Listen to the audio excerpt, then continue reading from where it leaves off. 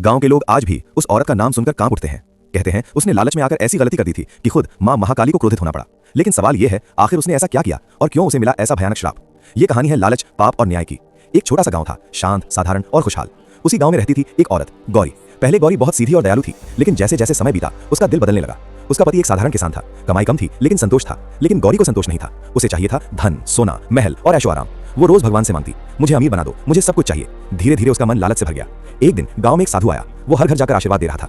जब वो गौरी के घर आया, उसने कहा, बेटी, संतोष में ही सुख है। लेकिन गौरी हंस पड़ी, मुझे संतोष नहीं, धन चाहिए। साधु ने उसे चेतावनी दी, लालच इंसान को बर्बाद कर देता है। लेकिन गौरी ने बात नहीं मानी। उस दिन से उसने गलत रास्ता अपनाना शुरू कर दिया। दूसरों का खाना चुराना, गरीबों को धोखा देना, झूठ बोलना। धीरे धीरे पूरा गांव उसे नफरत करने लगा। गांव के बाहर एक प्राचीन मंदिर था, जहां मां महाकाली की मूर्ति स्थापित थी। लोग वहां सच्चे दिल से पूजा करते थे और कहते थे, मां सब देखती है। एक रात गौरी को पता चला कि मंदिर में सोना और दान रखा है। उसके मन में लालच जागा। उसने सोचा, अगर मैं ये सब ले लूं तो मैं अमीर बन जाऊंगी। रात के अंधेरे में वो मंदिर में घुस गई। चारों तरफ सन्नाटा था, दिए की लौ धीमी जल रही थी और सामने मां महाकाली की मूर्ति।